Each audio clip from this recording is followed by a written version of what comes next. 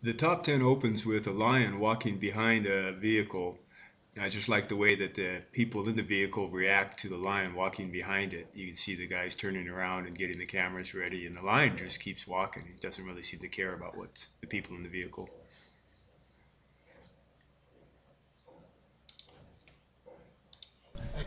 Number 9 is a classic out of Africa scene. We're on a walking safari, and the ranger sees this huge herd of buffalo on the other side of this dry riverbed, and the wind is howling and the sky is enormous, and we just sit back and we watch them cross the riverbed. It's really the scene that you want on a walking safari, because you are the only one out there, and it's just like you've got all Africa to yourself right there at that moment. They serve us tea, and we just watch the buffalo cross the dry riverbed.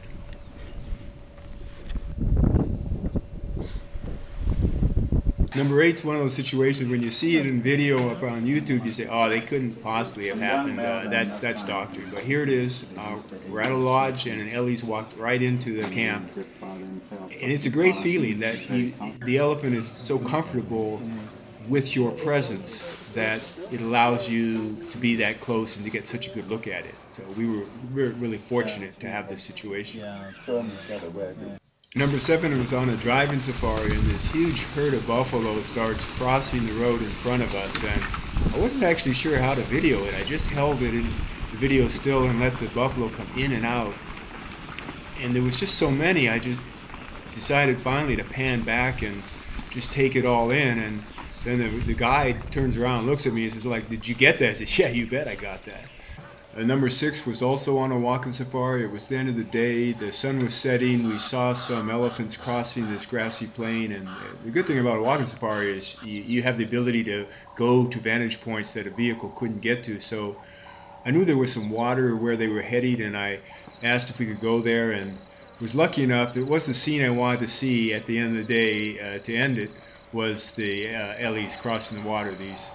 These big animals barely made a sound. You could just hear the water kind of rustling as they went through it. But other than that, it was a very peaceful and gentle scene, and a great end to the day. I really had fun with my number 5 pick. We stopped for tea at a pond where there was great bird life, and I got right down on the ground, and I just did a lot of video and photography. It really was an opportunity to get close to these birds. You don't normally get this kind of look, and I just had a lot of fun watching them and recording and photographing them. And actually people were recording me laying on the ground, and I thought, well, the stars are out there in the pond. Actually, they're just flying around and doing what birds do, and it just was fun it was like National Geographic right in front of you, live and in color. 4 really was amazing. We're the only people in this bush camp, the only clients, and the accommodation is just a thatched wall between us and the great outdoors. And these lions are very close, and the roar is deafening. I mean, the lion's roar can be heard 5 miles away, and these ones are a couple hundred meters. In fact, they're closer than that when they move by.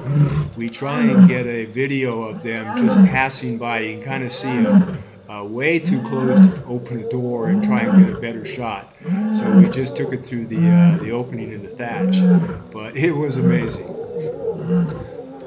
Number 3 is also a night safari. Anytime you see a leopard, day or night, you're lucky.